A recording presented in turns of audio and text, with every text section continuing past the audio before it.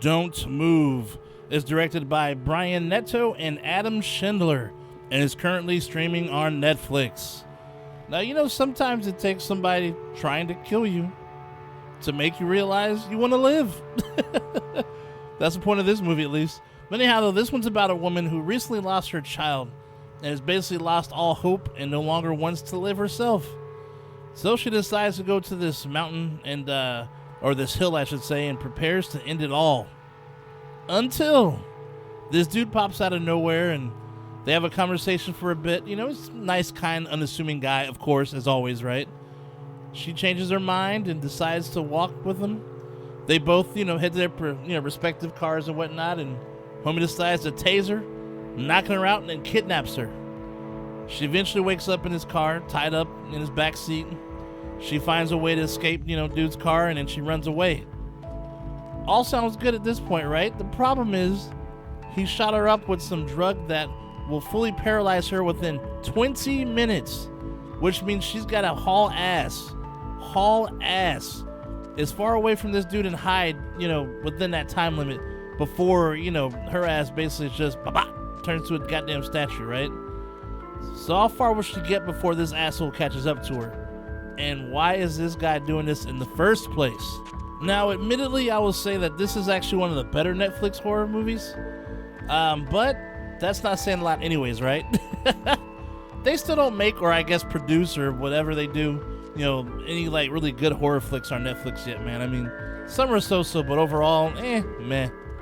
But I enjoyed this one, though, for the most part. I'll say it's more of a thriller horror flick. It has the drama and the suspense you would expect from a movie like this. Crazy and deranged man chasing woman. She hides from him, and craziness ensues, blah, blah, blah. The difference is she can't move, of course, right? And you already know how this one's going to end anyways. So, I mean, I'm not really, there's no spoilers here, but you kind of know. There's no real big surprises in this one. I mean, it follows all the tropes, all the same tropes you've seen before.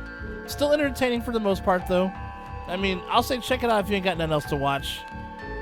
And pretty much that's all I got to say for this one. I mean, I'm not going to sit here and go through all these superlatives and add all this crap. I mean, I'm just being honest. So, I mean, there's not a whole lot to talk about this because it's kind of like, you've seen it before.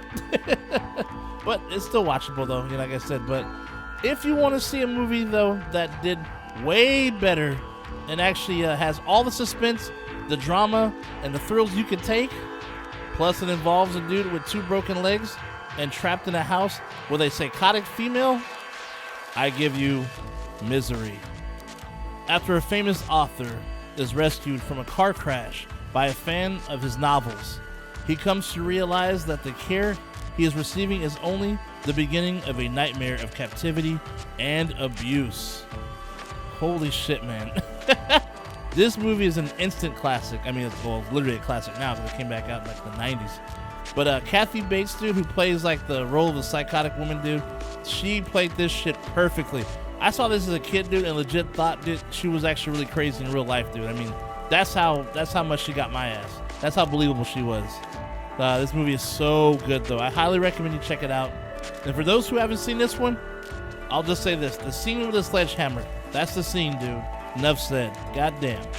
It's available on YouTube, though. But anyhow, though, that's all for today. Stay nasty, my friends, and I will see you at the next one. Shade Nasty out. I'll see you soon. Like and subscribe.